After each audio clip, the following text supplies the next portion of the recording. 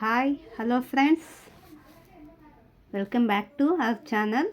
ಎಲ್ಲರೂ ಹೇಗಿದ್ದೀರಾ? ನಾನು ಚೆನ್ನಾಗಿದ್ದೀನಿ, ನೀವು ಚೆನ್ನಾಗಿದ್ದೀರಾ ಅಂತ ಭಾವಿಸ್ತಾ ಇವತ್ತಿನ ವಿಡಿಯೋ ಶುರು ಮಾಡ್ತಾಯಿದ್ದೀನಿ.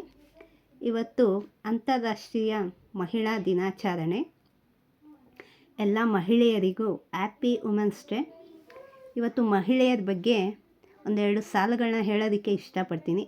ನಾನು ಒಬ್ಬಳು ಮಹಿಳೆಯಾಗಿ, ನಾವು ಹೆಣ್ಣಾಗಿ ಹುಟ್ಟಿರುವುದಕ್ಕೆ ಸದಾ ಹೆಮ್ಮೆ ಪಡೋಣ. ಮತ್ತೊಂದು ಜೀವಕ್ಕೆ ಉಸಿರು ನೀಡುವ ಶಕ್ತಿ ಇರುವ ದೇವತೆಯೇ ಹೆಣ್ಣು ಅಲ್ವಾ? ಅದು ನಿಜ. ಮತ್ತೊಂದು ಜೀವಕ್ಕೆ ಉಸಿರು ಕೊಡೋದು ಒಂದು ಹೆಣ್ಣಿಂದ ಮಾತ್ರ ಸಾಧ್ಯ ಕೊಡೋದಕ್ಕೆ ಅಲ್ವಾ?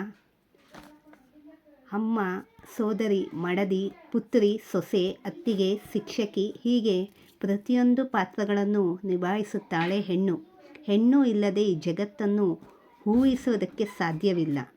ಬದುಕಿಗೊಂದು ಶಕ್ತಿ, ಧೈರ್ಯ, ಚೈತನ್ಯ, ಬಲ, ಸ್ಫೂರ್ತಿ ತುಂಬುವಳೇ ಹೆಣ್ಣು. ಈ ಸಾಲುಗಳು ತುಂಬ ಚೆನ್ನಾಗಿದೆ. ಹಾಗೆಯೇ ಮನೆಯಲ್ಲಿ ದೀಪ ಉರಿಸಿ ಹೊತ್ತು ಹೊತ್ತಿಗೆ ಅನ್ನ ಉಣ್ಣಿಸಿ ತಂದೆ ಮಗು ತಬ್ಬಿದಾಕೆ, ನಿನಗೆ ಬೇರೆ ಹೆಸರು ಬೇಕೆ, ಸ್ತ್ರೀ ಎಂದರೆ ಅಷ್ಟೇ ಸಾಕೆ. ಎಷ್ಟು ಚೆನ್ನಾಗಿರೋ ಸಾಲುಗಳು. ಇದು ನಿಮ್ಮ ಜೊತೆ ಹಂಚ್ಕೊಳ್ಳೋದಕ್ಕೆ ನನಗೆ ತುಂಬ ಖುಷಿಯಾಗುತ್ತೆ ಫ್ರೆಂಡ್ಸ್. ಒಂದು ಹೆಣ್ಣಾಗಿ ಕೊನೆಯದಾಗಿ ಹೇಳಬೇಕಂದ್ರೆ, ಹೆಣ್ಣನ್ನು ರಕ್ಷಿಸಿ, ಹೆಣ್ಣನ್ನು ಗೌರವಿಸಿ.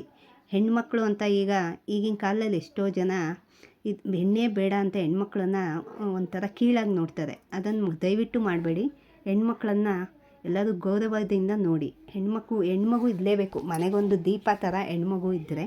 ಹಾಗಾಗಿ ಹೆಣ್ಣು ಎಲ್ಲರಿಗೂ ಬೇಕೇ ಬೇಕು. ಹೆಣ್ಣಿನ ಅವಶ್ಯಕತೆ ಎಲ್ಲರಿಗೂ ಇದೆ. ಹಾಗಾಗಿ ಹೆಣ್ಮಕ್ಳು ನಮಗೆ ಒಂದು ಶಕ್ತಿ ಇದ್ದಂಗೆ ಮನೆಗೆ. ಇದನ್ನು ನಿಮ್ಮ ಜೊತೆ ಹಂಚ್ಕೊಳ್ಳೋದಕ್ಕೆ ನನಗೆ ತುಂಬ ಖುಷಿಯಾಗಿದೆ. ನಾನು ಇವತ್ತಿನ ವಿಡಿಯೋನ ಈ ಸಾಲುಗಳು ನಿಮ್ಮ ಜೊತೆ ಹಂಚ್ಕೊಳ್ಳೋದಕ್ಕೆ ಅಂತಲೇ ಮಾಡಿದ್ದು. ವುಮೆನ್ಸ್ ಡೇ ಸ್ಪೆಷಲ್ ಇದಾಗಿತ್ತು. ನನ್ನ ಚಾನಲ್ನ ಸಬ್ಸ್ಕ್ರೈಬ್ ಮಾಡ್ಕೊಳ್ಳಿ. ಈ ವಿಡಿಯೋ ನಿಮ್ಗೆ ಇಷ್ಟ ಆದಲ್ಲಿ ಲೈಕ್ ಮಾಡಿ, ಶೇರ್ ಮಾಡಿ.